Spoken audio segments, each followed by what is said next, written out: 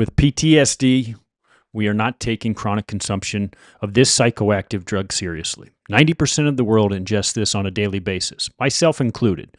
That means it's virtually impossible to find a control group that isn't going through withdrawals during the study. There's also no way to measure the effect it's having on a person when they encounter the event or the situation in which they get PTSD. Do you know what it is? This is probably one of the major accelerants driving PTSD, and we're making it worse every day. Why? Because for this common stimulant, we make excuses for it because we are incapable of dropping the habit ourselves. Find out right now on this episode of Counterpunch.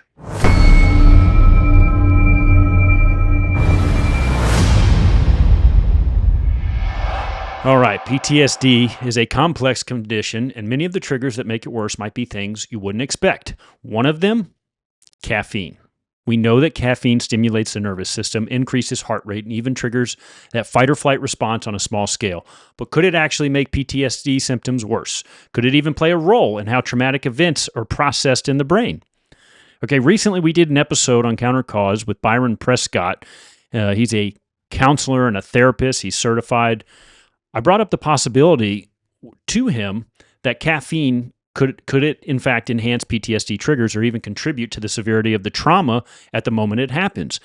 And Byron's response was interesting. Not only does he acknowledge that caffeine heightens fight or flight responses, but he also admits his own mild addiction to it. Okay? I'm going to roll that clip for you guys. Specifically with caffeine, since I have a mild caffeine addiction, I don't want to throw it under the bus. 90% of America consume it every day. I can say with certainty and from personal experience, caffeine enhances some of the trigger responses.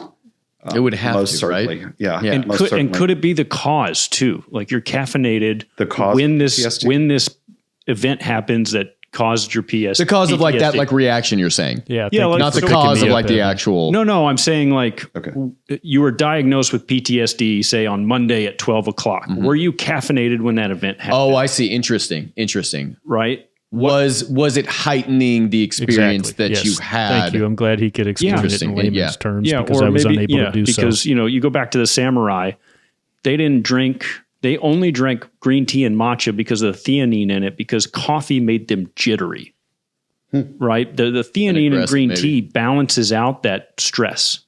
And so I wonder, I mean, we're drinking monsters day in and day out. And so I wonder if the rise in PTSD is correlated with the amount of caffeine we're ingesting. It's probably whatever that like trigger was. I mean, if it's like a rape or anything, I mean, like, of course, that's like a legit thing. Yes, but if it's like, oh man, I bumped my foot, I'm going to. So I looked it up real quick because I wanted to make sure it was theanine. There's all these weird amino acids and compounds in drinks these days, especially stimulant drinks. But this says L-theanine, an amino acid found in tea, is known to promote calmness and mental clarity without causing jitters. And when paired with caffeine, it can help minimize the jittery effects often associated with caffeine, leading to a smoother, more focused state of mind. Okay, I just wanted to clarify that it is theanine. Let's keep rolling. Kill that guy kind of thing. Right. Yeah. Different story. All I can say is, from my experience, everybody is like a fingerprint and everybody's going to respond differently. Mm-hmm. So that is extremely true. And we recently did an episode with Dr. Richard Fry, who's a pediatric and child behavior neurologist who has reversed the symptoms of nonverbal autism. And he said the same thing, that doctors, instead of treating blanket items, instead of treating patients on a blanket scale, we need to treat each patient as an individual who's going to react to different things in a different way. Okay. That wasn't amazingly worded, but you get the point. Evan, you and your wife could be standing in your front yard and the neighbors across the street are out, their dog's out, and you love their dog, and it comes trotting across the street and bam, it gets hit by a car. You could be doubled over in tears and just overwhelmed, and your wife could go get a shovel and just say, okay, well, that dog's done. That would literally happen. I don't know your wife. Hopefully she's not. Definitely the tough one. I'll say that. But you see what I'm saying? Yeah. People respond differently to different events. For me personally, as I learn about this, my triggers are my triggers. Doesn't matter how many cups of coffee or caffeine I've had. I mean, it could be first thing when I woke up, or last thing But then you're going through withdrawal if you hadn't had coffee yet. So I think what I'm trying to say is we don't know the effects of what it would be like without caffeine because we're either caffeinated or we're going through withdrawal. And yeah, I would say it could definitely enhance the idea that it could cause PTSD. I don't know about that. Not that it could outright unlikely. cause, but could it weight it more is what I'm saying. Oh, sure. I'm sure. Yeah. Yeah. The cause of it. Yeah. Another thing, and I think it's a characteristic that encourages me to give the PTSD assessment to somebody is when I say, okay, once you're triggered, how long does it take you to regulate or calm down? So in the incident at Home Depot, let's say, for example, the bump was more than just a gentle nudge, but it actually, you felt it. Not a big one, but you went ahead and you continued shopping. You got what you needed, and you were just ready to get out of there. You go out to your car, and then you get home and you're still feeling the same way. And then an hour later, you're still feeling the same way.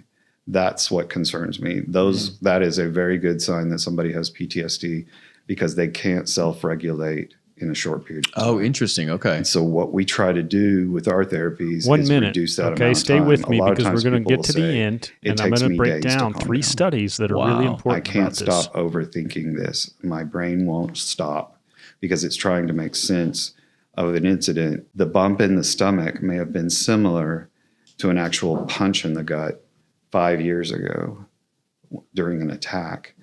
And that little bump, you get the same response as you did back when you were actually attacked and hit in the stomach. Interesting. Would you think that like ruminating and overthinking and not being able to let situations go and creating scenarios is a form of? That's this period of time. That's what's happening during this period of 'Cause time. I go through that a lot. I'll have a wife say, out of the blue, my husband will just go silent, and he goes back to our room, and he sits there for 2 or 3 hours, and ultimately he's fine. So my response to that is get him in here. We'll give him an assessment and just let him know. If he wants therapy, we can continue that too. A lot of people avoid therapy because they don't want to talk about it. There's a fear of reliving the incident, and that's the biggest fear. I think that's what keeps people from coming into I think you're right. into my shop. Yeah. Okay, the more that I dug into this, the more I found actually pretty adequate research suggesting that caffeine might not just be an innocent morning habit. It could actually be worsening the PTSD symptoms in ways that we fully haven't considered. So let's break it down. I want to bring up this first headline: caffeine aggravates PTSD symptoms. This is from Science Direct. Okay. And I'm going to read the conclusion real fast. It says caffeine aggravated the PTSD-like symptoms except for memory deficit in experimental animals. Caffeine did not modulate the SRS-induced changes in the serotonergic system and HPA axis. However, it induced PTSD-like effect with reduced GR expression in both HIP and AMY in unstressed animals. What the hell does all that psychoscience babble mean? Okay, let me break it down for you. Okay, this 2019 study found that caffeine significantly worsened PTSD-like symptoms, especially in individuals who were already experiencing trauma or had experienced trauma. Okay, it increased anxiety and hyperarousal, which we know that that's what it does. It spikes cortisol, it stresses the adrenal glands, and it starts pumping out more cortisol, fight or flight. Okay, it makes it harder for the brain to regulate stress responses because it's always in this keyed up state. It also triggered overactivity in the amygdala. This is the part of the brain responsible for fear and emotional regulation. This is huge because PTSD already creates an overactive amygdala, meaning caffeine could be intensifying the problem. It's having this anabolic steroid effect in a metaphorical sense, I mean, where it's your brain's already keyed up, then you're giving it a stimulant that makes it keyed up even more. And what's interesting is there was this, probably back in 2008, CBS or one of the big new ABC maybe did this study of what happens to your brain when you drink a cup of coffee. So the anchor journalist, she drank a cup of coffee and then she got a brain scan and noticed a 40% reduction in blood flow to her brain. But obviously, we equate caffeine to this wired state. And oh my gosh, we're so efficient and we can get all these things done. But it doesn't seem to be the case. It doesn't allow it seems to just really narrow the scope and narrow the focus. I don't know that it actually makes you more efficient, and it hot wires these circuits in your brains that have trouble regulating emotion and have trouble regulating the stress response. Okay, so if you struggle with PTSD, caffeine, it says might be, I believe it's heightening your anxiety, making the stress responses more extreme and worsening emotional regulation. You spill a cup of water, it's the end of the world. Okay, you say it's your PTSD. Is it a combination of your PTSD and the anxiety? I don't know. I think that it has a connection. It's really hard to say that it doesn't. Obviously, people handle caffeine differently, okay? But the point is that it has a detrimental effect, I would say, across the board. Okay, so in simple terms, caffeine made PTSD symptoms worse in these test animals, except, and this is what it says, except for memory problems. It says the memory was not affected. Okay.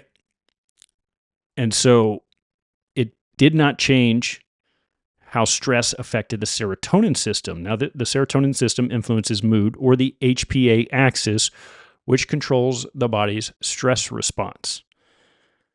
So it didn't affect the serotonin uptake into the brain, I think is what that's saying, but it does affect how you handle it. Okay. In animals that were not stressed, caffeine still caused PTSD-like effects and lowered the expression of a specific stress-related receptor, GR, in two key brain areas: the hippocampus, which is involved in memory and learning, and the amygdala, involved in emotions and fear responses. Okay. It lowered the expression of a specific stress-related receptor. And this is in animals that weren't stressed. So if it's causing PTSD-like symptoms in animals that aren't stressed, what do you think it's doing to animals that are already stressed? It's not like hair of the dog, I don't think. I think it increases it even more. It's a compounded effect. Okay, so caffeine worsened the PTSD-like symptoms in stressed animals and even caused some PTSD-like effects in non-stressed animals by affecting brain regions related to stress and emotion. Okay, let's go to this next article. This is from a law office who's been involved in several cases where it's mattered to their clients, at least from a legal perspective and litigation, on how PTSD, caffeine, and the brain are all working against the person, the vessel. Okay, so energy drinks increase PTSD risk in veterans. And this study, this was a report from Military Medicine. It's kind of lengthy, so I'll just read it. A study in military medicine found that 1 in 6 soldiers had a high level of energy drink use. I talked about this. Okay, defined as 2 or more drinks per day, and that 75% of soldiers consumed at least 1 energy drink in the past month. Post-deployment, an astonishing 70% of soldiers with high levels of energy drink consumption met the screening criteria for PTSD. Major depressive disorder, generalized anxiety disorder, and alcohol misuse were also found in high numbers among those who consumed the most energy drinks. Additionally, aggressive behaviors such as yelling, shouting, threatening others with violence, or physically engaging in fights were more common among those who consumed the highest levels of energy drinks. Okay, look, veterans who consume high amounts of caffeine, especially from energy drinks, are at greater risk of, this says developing PTSD. I think that's, they use the term veteran, which is you were in the military. And I think what they mean is even those who are consuming it while on active duty, while engaging in these very stressful situations, life-threatening situations, if they're hopped up on caffeine, some of them even amphetamines, what we're trying to make the case is that it's not only tipping the scales in favor of PTSD, but you're going to continue consuming that on a daily basis to work out, to get back to even, because we all do it. And it's going to further develop the PTSD. A study on combat veterans, in particular, in this study, found that those who drank 2 or more energy drinks daily had significantly higher rates of PTSD. Obviously, no surprise there. Why? Excess caffeine disrupts sleep. This is another big thing that we talked about. If you drink a ton of PTSD, if you drink a ton of caffeine, you get PTSD. One of the reasons is because you don't sleep. And some people say, oh, I have no problem. I drink coffee all day. I'm a fast metabolizer of caffeine. I have no issues at all. And I go right to sleep. So you think, well, no, I sleep through the entire night. I have no problems. I hit the pillow. I wake up in the same position. I slept hard. So you think. When people go to sleep with caffeine in their system, they skip stage 4 of sleep. I'm going to bring this up. And what's interesting about that is that when you skip stage 4 of sleep, this is what's really closely associated with the mental repair and the emotional repair of the body. So let me bring this up, stage 4 of sleep. Stage 4 sleep, REM sleep. We all know that REM sleep starts around 90 minutes after first falling asleep. So that it's possible that you can go from watching a James Bond film to dreaming you're 007 and in the time it takes for the film to end. Okay, this is where most dreaming occurs, with the brain activity that's similar to being awake and temporary muscle paralysis to prevent yourself from acting out dreams. Okay, so when you ingest caffeine and miss stage 4 sleep. Let's see what that comes up.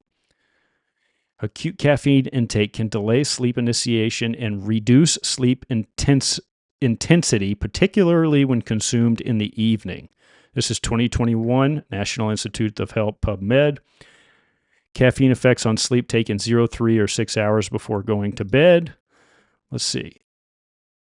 The magnitude of reduction in total sleep time suggests that caffeine taken 6 hours before bedtime has important disruptive effects on sleep and provides empirical support for sleep hygiene recommendations to refrain from substantial caffeine use for a minimum of 6 hours before bedtime. Let's talk about minimum of 6 hours.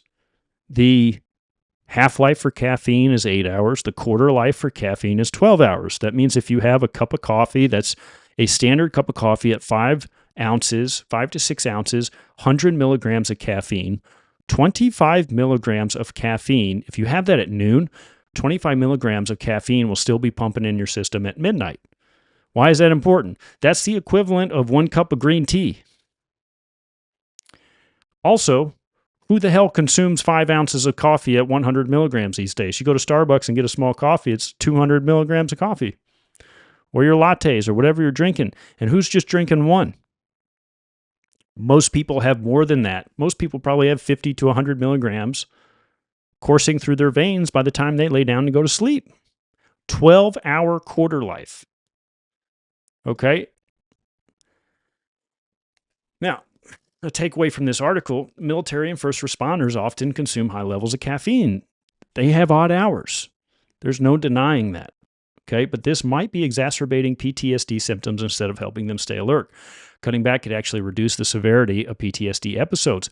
Cutting back, yes. How about none at all? Okay, I'm going to talk about my own caffeine consumption at the end, so stay till the end. I want to cover this. We don't have much longer, but I want to cover this one more story. I'm not even in frame, am I? Jeez, I got to pay attention to that. Okay, so we've got this next story. This is the brain's stress response. The brain's stress response and caffeine. And what website did this come from? This is from Molecular Psychiatry. Sounds very official. Okay, we bring that up. Chronic caffeine use alters the way the brain processes stress. These are just the bullet points from the study, making it harder to recover from traumatic experiences. That's really important, I think. It also impacts the HPA axis, which is the hypothalamic pituitary adrenal axis, which controls the body's stress hormones like cortisol. This means that caffeine might make it more difficult for someone with PTSD to turn off their stress response, leading to prolonged anxiety, tension, and emotional instability. Okay, the nature of this entire study explains how caffeine directly impacts the stress-related neurobiology of the brain. Chronic caffeine use alters the way the brain processes stress, making it harder to recover from traumatic experiences. Now, that HPA, that mouthful word jumble, hypothalamic pituitary adrenal axis, which controls the body's stress hormones like cortisol. This means that caffeine might make it more difficult for someone with PTSD to turn off their stress response, leading to prolonged anxiety, tension, and emotional instability. This is the thing. And let me talk about my own caffeine experience now. Okay. What's interesting is that I have, from November to the end of December, about 45 days, I quit caffeine. I didn't do it cold turkey, but I was off caffeine for 45 days. What did I notice during those 45 days? I noticed my sleep was great. I noticed that I was dreaming just about every night, and the dreams were vivid, and I remembered them when I woke up, and I thought about them when I woke up. Okay. The next part is I really struggled with day-to-day activities in terms of work and society. I struggled with sitting my ass at my desk and writing or producing or cranking out episodes or editing, uploading, packaging, all the stuff that a producer does. I struggled a lot with that. I didn't struggle once I got into the work. I struggled getting my ass upstairs and getting into this office to sit down and do the work. What's interesting, though, is when I would drink caffeine, my kids would go to bed around 6:37, and around 7:38, I couldn't keep my eyes open. I was exhausted, and I'm like, man, I just busted ass today. I did great. I'm exhausted. I'm going to go to bed. 8:30, 9 o'clock. I'm going to wake up at 4:30, 5 o'clock, and I'm at it again. I'm going to have my cup of coffee, and I'm going to move on. Now, when I didn't drink caffeine, the 45 days I was off, the first week was hell. I mean, there was no motivation. I longed for caffeine just about every day. Like I thought about it often. I wanted it. I thought about the romanticism of it, the nostalgia of it, how amazing it is to just go get coffee and talk bullshit with somebody, you know? So there's that aspect of it, but it was so incredibly hard. But what I noticed when I was off caffeine, my workouts weren't that different. I would still, it'd take me a minute. I wouldn't have the motivation to get out there, but same thing like with work. If I got out there and I started doing it, I would get into it and I'd be able to go. Also, when I was off caffeine, I would sit on the couch, 9:30, 10, 10:30, wide awake. I wouldn't be falling asleep. I wouldn't even feel the need to go to sleep. But when I would put my head on that pillow, whenever I decided to go to bed, I was out. There was no time wasted. There was no, I'll watch a little TV to go to bed. It was like 2 to 5 minutes out. Really interesting. I do remember just longing for the caffeine. I also remember, and I didn't realize this till after the 45 days was up, I had a cup of coffee, started drinking it again, and I realized what's really interesting is that I started to smell. I could smell, and I didn't realize it because I'd been drinking coffee every day for the better part of 30 years. I mean, I probably had been drinking coffee since I was 8 or 9 years old. My mother would take me, I would have to play hockey games at 5:30, 6 o'clock in the morning on Saturday mornings, and my mother would take me to the Krispy Kreme donut shop. And I would sit there at the bar with all the old guys, 70s, 80s. They were all smoking cigarettes, reading the paper, drinking coffee. And I would have donuts and I would drink a coffee with them. And I thought it was the greatest thing in the world. And so I've been drinking coffee like that forever. So I didn't realize that the stress hormones in the adrenal glands, I didn't realize that it was making me smell. It was coming out of my armpits. And now, there was a time when I would go never 2 days of coffee in a row. One day on, one day off. I would drink Monday, Wednesday, Friday, and I wouldn't drink over the weekend. And I would realize every time I drank it, I smelled by the end of the day. And the smell was pungent. And that led me to believe, yes, in fact, it does increase the stress hormones. But let me tell you how addictive, I've got this book here. Let me tell you how addictive of a substance this is. And this is one of the things about coffee that I'm not knocking it, okay? coffee is our coping I don't remember who said this. Maybe it was Michael Pollan or maybe it was somebody else, but they said coffee is our coping mechanism for dealing with the society that coffee created. Coffee is our coping mechanism for dealing with the society that coffee created. And you can substitute that with caffeine, basically. But, great works of literature, great businesses, all these things were done in a coffee shop. It got people talking, it got people together, social society started, it just exponentially exploded off the map when we started ingesting caffeine every day. So I'm not knocking it. But what's interesting is I read this book after I had already quit.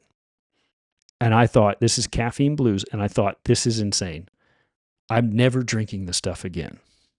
And let me tell you about the guy that wrote it, Stephen Chernisky. This book was written in the 90s, and you'd think caffeine was the worst thing ever, and this guy would abstain from it forever.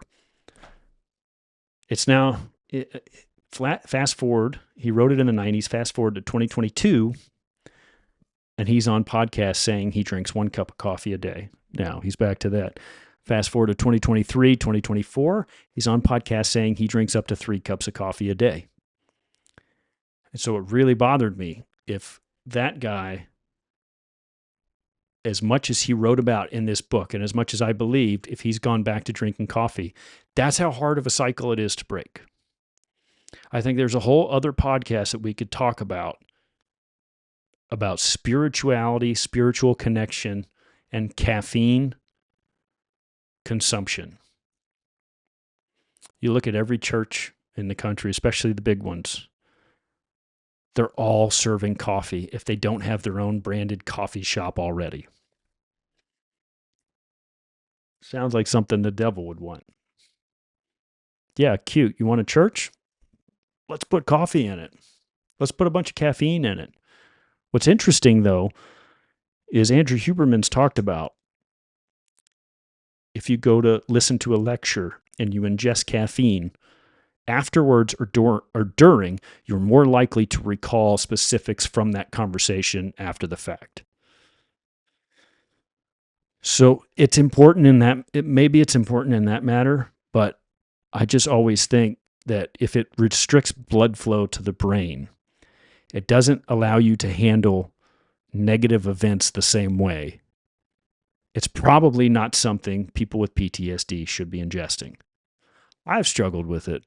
I think I drink 1 cup of coffee a day as of right now. This is March 12th, 2025. One of the things that I did struggle with was I think I love the ability to get up and go and not have to worry about it. But I miss the social connection of it. And I also missed the ability to just sit down and do the shit that I didn't want to do. And I think that's really important. I don't need these headphones because we're done playing a video.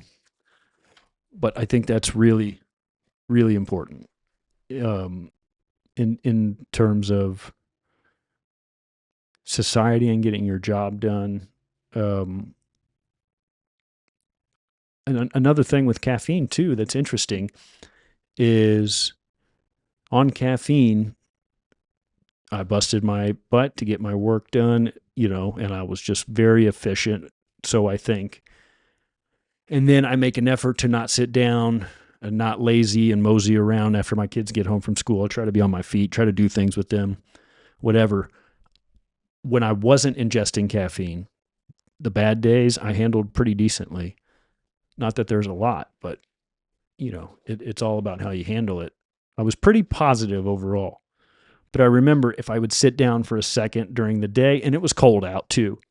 If I would sit down for a second on the couch or something during the day, I would want to take a nap. And I think I did take a couple naps. And I hate naps because I don't wake up the same.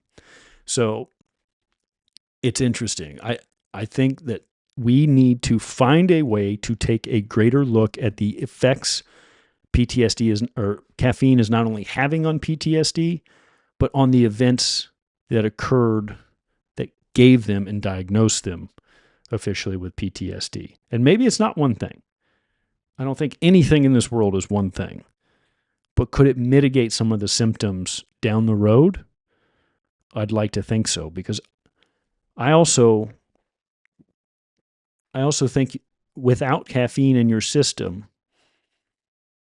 and your adrenals and your adrenaline to function normally, you might make better decisions under pressure than you do ingesting caffeine.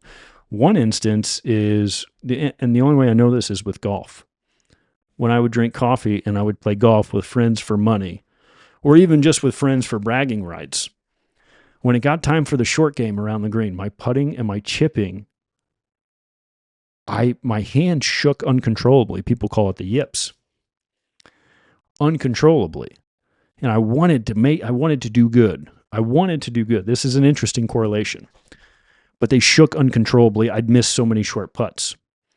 Over that 45 days, I was visiting friends in California, family and friends in California, and I played golf with a buddy, and I had I had been, off coffee for 3 weeks at this point. And I remembered my short game was amazing. I putted unbelievable. I chipped. I got up and down just about every time. But what's really interesting is the will to continue to do good. The will over that long course of 4.5 hours to continue to do good waned significantly, especially as we got into the latter half of the round. And that's really interesting. On coffee, the whole round, I want to perform. When I was playing off caffeine, I was like, meh, whatever, don't really care. Should I analyze this shot a little bit more? Probably. Don't really care. 8 iron, 7 iron, what difference does it make? I played pretty good, but I didn't really care. That's really interesting. Do you want to care? Do you want to play good? I suggest everybody who's interested in cutting out caffeine to read this book. It's eye-opening as to the things that coffee does. And the reason most people don't say cut it out is because your doctor, your health provider, somebody along that assembly line, without a doubt, relies on it every morning. Could we get to a place where we don't rely on this stuff? Because, and maybe AI will help us get us there. Because all the mundane minutia, the tedious stuff, maybe AI is going to take care of that. I don't know. That's my hope. Anyway, that's what I got, guys. I hope you enjoyed this. Please like this video, comment, whatever. But I really would love it if you could comment below and tell me your thoughts about caffeine. Have you quit? What have you experienced? Things like that. Next week, we've got a show coming out with a former SWAT commander. It's going to be an amazing show. He talks about the ins and outs of police work and how it's evolved over his 20 or 30-year career. Okay, you're not going to want to miss it. We'll see you next time.